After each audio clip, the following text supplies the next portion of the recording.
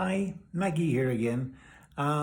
This is the second video in what I've decided to call the vocal human. I think that pretty much encapsulates what I was talking about in the initial video, which is that now is the time to start speaking up about things that are important and need to be vocalized and need to be made more fully aware so that people are armed with all the facts they need to deal with the things that are happening over the next few weeks and months, which could be, and again, without overstating it, pivotal and important to not only for me locally, the country I live in, but also potentially the world we live in. So as I say, this is the second video in the series. The main theme, as I mentioned at the end of that, was, and why I included it in the title, was that despite all of the different potential descriptors that that are out there, whether they're based on religion or gender or beliefs or whatever, the one thing that we all share is that we are human beings. And I think we lose sight of that far, far too easily.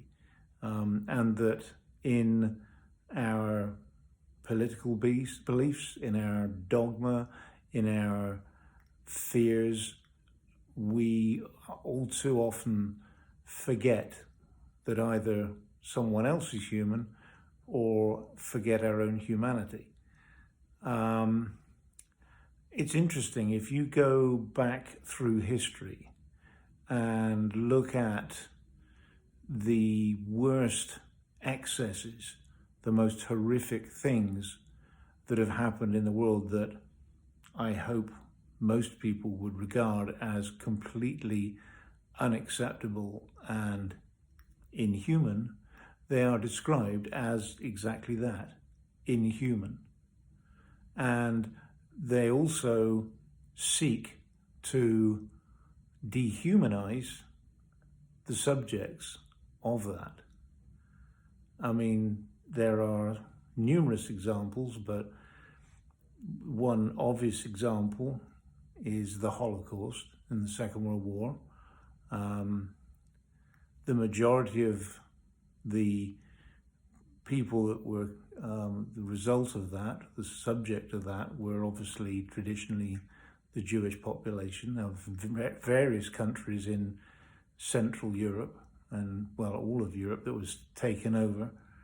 But it also included a lot of other people that people sought to dehumanize, whether they are, political opponents, artists, people who were gay, mental patients, Romanies, the list is endless. But anyone that they just felt they had a grudge against or an axe to grind and they wanted to settle it and they were in a position of power, they would use fear to dehumanize them so they could vilify these people and then treat them in a way that you could not possibly justify treating other humans. And what they didn't understand was, by doing that, not only was it despicable, horrendous, all those other adjectives that can be used for it, but they missed the fact that by doing that, they dehumanized themselves. They lost all traces of their own humanity. And what is happening now is an echo, unfortunately, of all of those excesses. That the Holocaust is maybe the worst example, but there's been, countless examples through history, whether it's the horrendous wrongs done by the slave trade, whether it's the way that as I say, I mentioned the Jews were treated in a lot of different ways, but unfortunately the way that the state that bears their name then treated other people and dehumanized them. It's not, although what's causing the biggest concern at the moment is very much centered here in America, there are also plenty of other examples currently around the world. It's not a purely American thing. It is a global problem and a global phenomenon.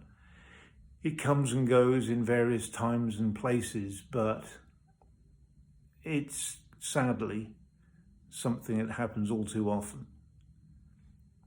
But what saves the situation generally is the people who hold tight to their humanity, who believe in the humanity of the people who are being subjugated, will fight for those people's humanity and their human rights.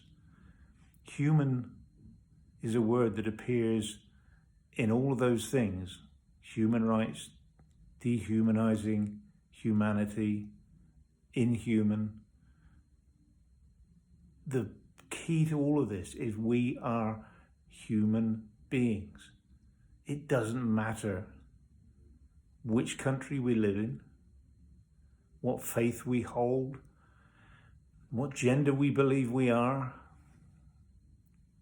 Whatever makes us happy, whatever enables us to live in harmony and openness and love with our neighbor, is all part of being a human being. The basic human rights is to be loved and respected.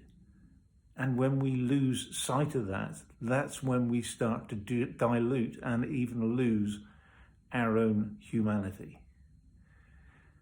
And unfortunately, like I say, particularly here currently in America, United States, there are more and more high-profile examples of people losing sight of the humanity of others and as such becoming inhuman and losing their humanity because they do not want to treat all humans as equal and equally deserving of love and care and support.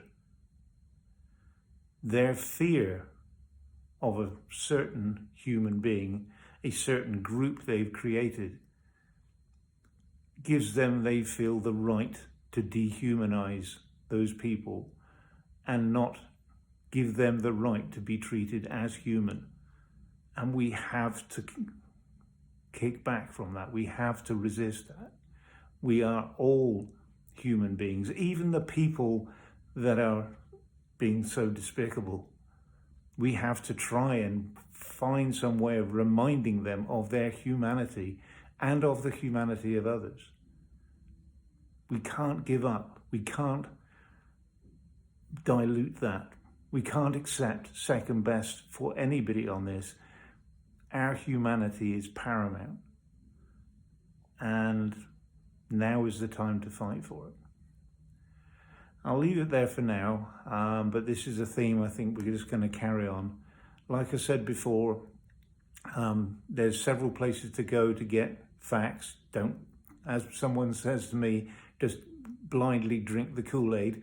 Have an open mind, listen, form your own opinions. But places like, as I mentioned before, the Midas Touch and others that are out there are a great starting place for facts such as these.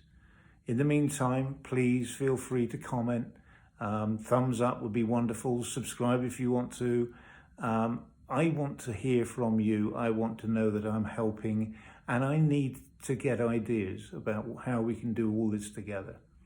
So anyway, for now, thanks for listening. Big hugs from me, and I'll see you next time. Bye for now.